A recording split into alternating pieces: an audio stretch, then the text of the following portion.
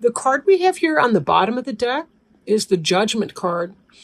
And, excuse me, judgment has to do with right thinking about a situation. Here, it's not like judging other people per se.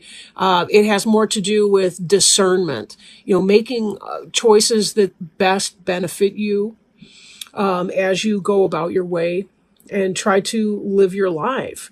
Um, I kind of would like to return to this card, I think, than really expand on it a whole great deal now. There is a sense of emergence that comes from the Judgment card. He's emerging from the cave and about to go through this. These are symbolic of a doorway. So there's a sense of rebirth in this. And understanding that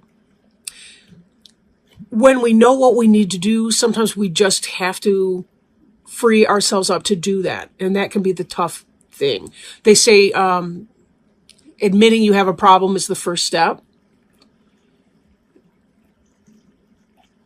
When it comes to things like, I'll say recovery, for example, recovery, like Alcoholics Anonymous, admitting that you have a problem is the first step to changing the problem. And there's some truth to that. So, just looking at some of these other cards, I don't want to get too much into this one just a second, but we will be returning to that one without a doubt. Now, for some of you, it could be that you have some kind of a legal issue or something that's going on. Judgment would indicate that what is fair in the situation will happen at that time. So if you have done something, and you have a court case or a legal issue, the best result will come about from that. Okay. Let's get started. Eight of Stones is skill. This is about, you've been working hard, right? You've been kind of putting your nose to the grindstone. And I'm feeling like for some of you, I almost feel like you've been throwing yourself into work because you are, there's something that you're trying to avoid dealing with, looking at, or you're trying to escape from something that's become uncomfortable for you. And you're kind of throwing yourself in work to overcome that issue. Six of Cups. This is a nice, happy card. It's a reunion card. For some of you, somebody may be coming back from your past. Maybe childhood friends this could have to do with Thanksgiving even, and celebrating, Thanksgiving with family members, with friends from the old days, your best friends, good times, that kind of energy. So a lot of you are really concentrating on that, type energy. For some, it can indicate soulmate, type energy. But I think for most people, this is most likely to do with getting together with people from your past. If not specifically Thanksgiving, then, hanging out with people that weekend, that are from your hometown, maybe when you go home, to your parents or whatever you're doing for the holidays. The Page of Wands is represented by the stoat. And the stoat is a member of the mustelid family, kind of like mink and some of those, they're musk-bearing animals, musk-bearing mammals, like mink or what have you. This is about the beginning of something that you feel passionate about. Something you feel passionate about. Could be family, beginning of family, but in part, it's about taking your passionate energy and making it manifest. Wands can be Aries, Leo, or Sagittarius because it is a fire sign, of course. So it could be that there's the beginning of something like that, or maybe there's a communication coming in from an Aries, Leo, or Sagittarius, or you're beginning something, beginning a pursuit of something that you feel passionate about. It could even be, for some of you, you've been, working yourself to the bone. But somebody comes in from your past, possible Aries, Leo, or Sag, and somehow that triggers something in you. Could be the beginning of some new passionate thing. let me read some more cards before I get back into that, because I'm kind of picking up on some other kind of energy here, but I sort of don't want to put the cart before the horse. Okay, so you've been working hard, and my feeling is that you're working hard because there's something going on that you're trying to escape, I think, by throwing yourself into work.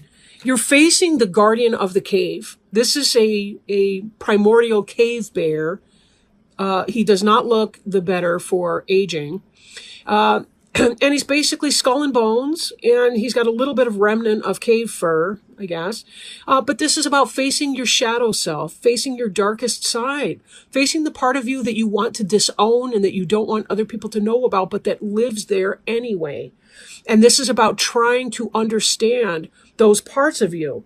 When I think again about judgment, and I bring this in, look how different these two bears look. Look at the cave that look like they're about to gnaw you up and eat you from inside out. And then look at this bear with the rainbow and the reindeer with the person in it riding over the rainbow and the sunrise and the glorious green grass on this mound. Just all of this beautiful imagery here on the card on the right. Whatever it is that you're thinking about, it's necessary for you to do to be able to understand who you are, what you need to do to be able to deal with your situation. Something's been going on that's been stirring up a lot of internal stuff for you. It could be things from your past, like, how people in our current day relationships, whether at work, whether our partner, boyfriend, girlfriend, husband, wife, whatever type relationship we're in. Sometimes they do or say things in the present tense, and it triggers a memory or triggers some kind of an issue that was developed in childhood when we didn't have the coping skills, the knowledge, or the brain development to be able to handle negativity from other people. It's something that's going on with you that's not comfortable, and you're trying to restore yourself. You love to use your intellect, Libra. You love to use your intellect to solve problems and to understand things and to come to decisions. You don't like to put yourself in the fire. You like to get the hell out of a situation when it's done. You like to cut and move on. And this next card here is about clearance. Whether you're excavating the internal sludge that weighs you down, that's your insides, whether it's dealing with something on your outsides, like your home life, your workplace life, whatever this is for you, you're thinking clearance. I got to get rid of the old so I can move on and enjoy my life again. You're not one to sit there and wallow in pity, and you're not one to sit there and just kind of take it on the chin and allow the punches to keep coming. Hopefully these are metaphorical punches and not real punches. Definitely seek help, professional help, if it is the other way. I'm not really picking up on that. I think I'm just talking at this point. But back to the, let me get over my mission drift here for a second. You're trying to do the inner work so that you can determine how to outwardly act. That's what this energy is all about. And in part why you're working so hard. But you're also working hard with the skill set here because you want to understand what's going on in there. You don't like to be a stranger to yourself. You want to be self-aware. You want to know, and you want to be able to come from this place of empowerment again with sound judgment. Excuse me. I don't know why I picked up this card again. 9 of Cups. Cups is water sign. Cup is emotional and spiritual. 9 of Cups is generosity. 9 of Cups is wish fulfillment in other cards. There's something that happens when you get together with the people from your past. Maybe this Thanksgiving or whatever that means for you. Maybe it's not Thanksgiving. Maybe you go to a football game or some stuff. But anyway, you hook up with some people and you feel your creativity climbing on board. That's the womb chakra with the heart in it here. You see how your head is glowing with thoughts and ideas and creative impulses. Your back and forth is going. Look at the water flowing. This looks like a womb. These look like fallopian tubes or ovaries. Symbolically speaking, there's water from the birth canal. I don't know what the hell is supposed to be floating in here, or if they're stepping stones. I don't care. But there's sunshine that's coming up behind each of these images here.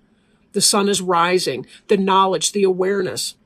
This is going within your sacred womb space. You know, that's what a sweat lodge ceremony is. It's the idea of going into the womb for that rebirth experience that you get when you tap into a higher level of self. You understand better what you need, who you are. This is about generosity from others towards you and from you towards other people. This is who you are. This is who you want to be. And somebody has you feeling kind of clenched up. I'm thinking of a constipation metaphor. I don't mean that necessarily literally, but like when you're feeling emotionally constipated because the people around you are exhausting you. In fact, we have this other card here, the exploitation card, being taken advantage of. 6 is often a movement card. It's after the struggle of the 5, we see the movement of the 6. Someone's coming in and you're feeling the flow with this person or people or this group, the gang, you know, our gang or the Little Rascals or whatever you guys are. You're feeling this coming in, and it really helps to heighten your awareness of the exploitation that's going on another level, either at work or in your personal life at home, and you're not happy with it. This opens some kind of an awareness about your need for this clearance. It's not enough to be upset, to acknowledge our feelings, and to say, oh, okay, well, I've shed my tears, I've chopped my wood, I've set it on fire, whatever.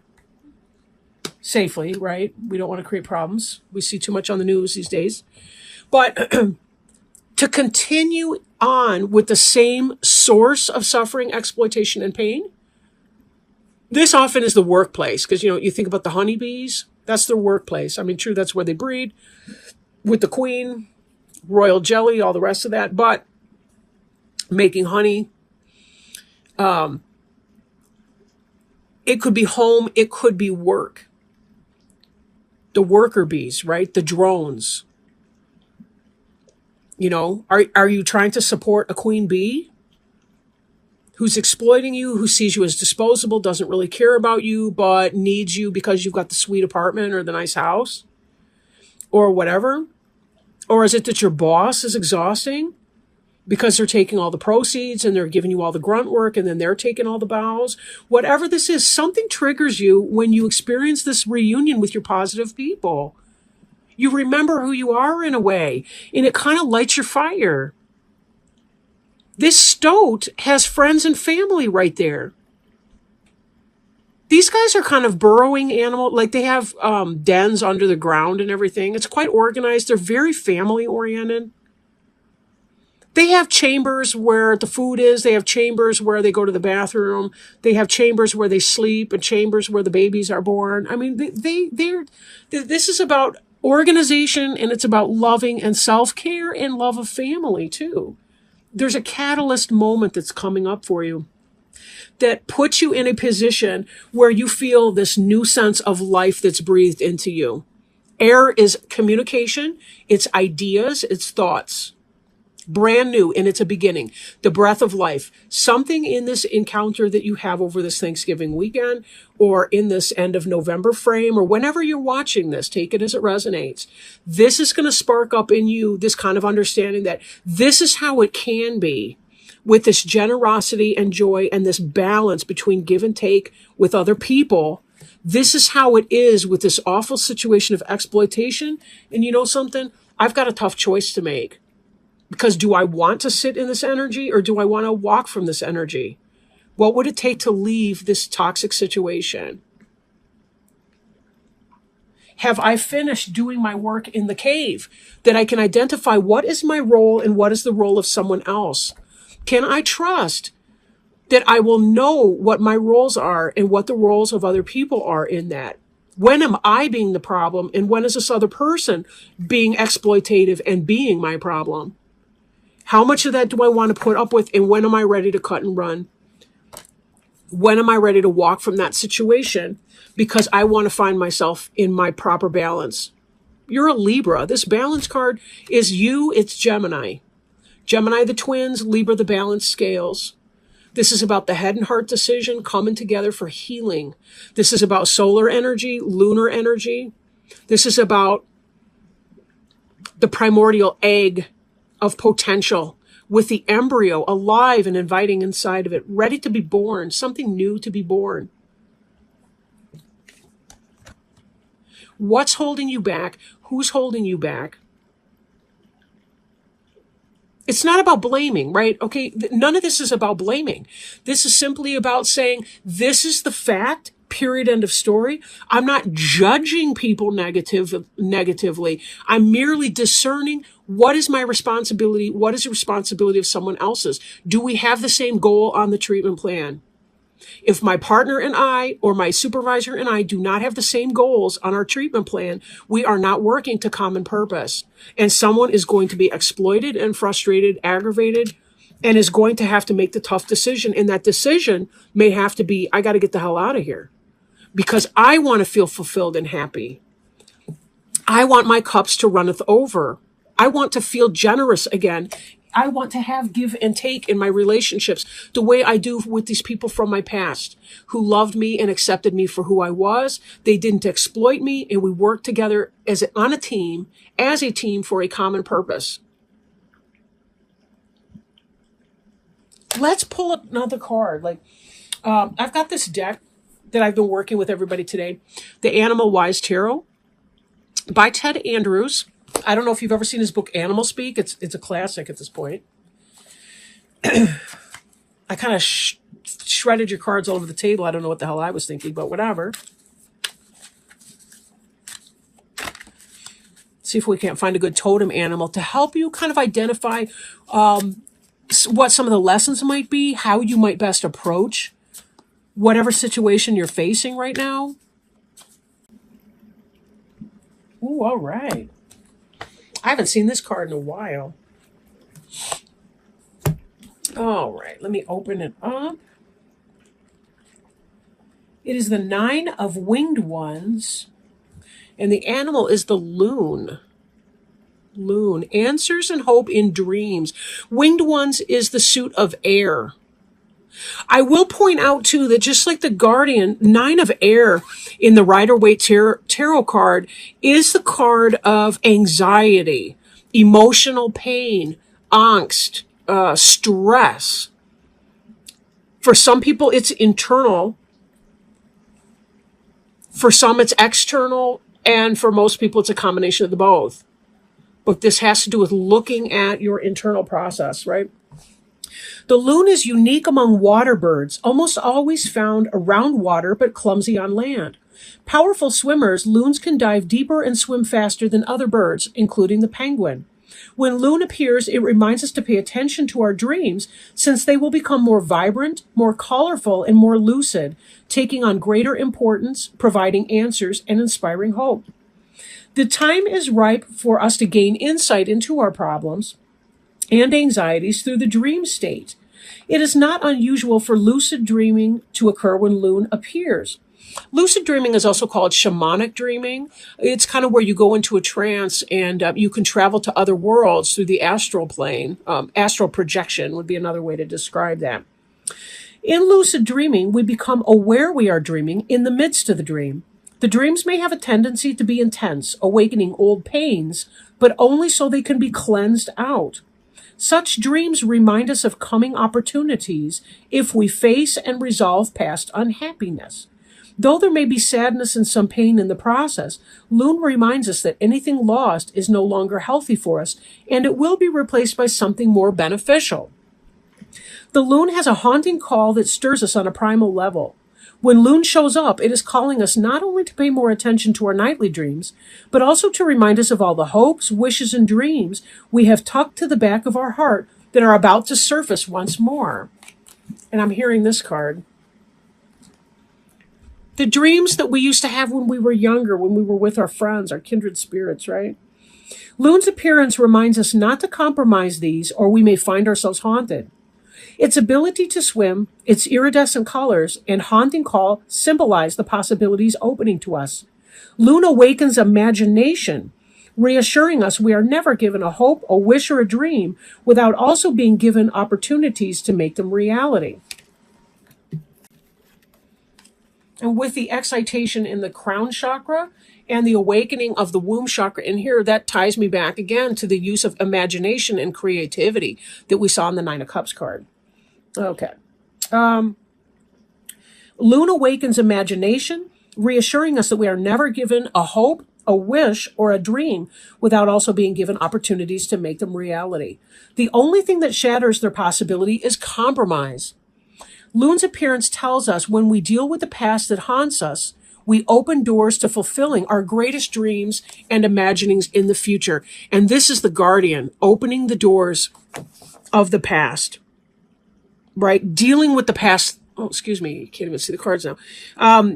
Dealing with the past that haunts us and opening the doors to fulfilling our greatest dreams. Opening the doors, being able to move through them into this new period of time, right? Now, if you are feeling kind of out of balance at this point in your life, you may ask yourself some of the following questions. Are we looking at life through rose-colored glasses? Are we hanging on to past troubles and despairs? Are we allowing our imagination to run away with us? Are we not acting on the dreams opening to us? Are we being impatient with others or ourselves? Are we giving up hope and not following through on promises to others and ourselves? Are we ignoring the messages in our dreams? And are we approaching them unrealistically? So trust in yourself, Libra. Trust in yourself. You have the right judgment to know what it is that you need to do when your time is ripe for your decision to be made. That doesn't mean that you have to act hastily on something. The last thing you want to do is make a choice and then regret it forever. But that's unlikely to happen because we really can't even make mistakes. I mean, that's the thing. We have learning opportunities and some are more comfortable than others. But we also learn the fastest through the things that are the most uncomfortable for us. But there really are no mistakes. And if it is meant to be for you, you will not miss that opportunity. It will return to you.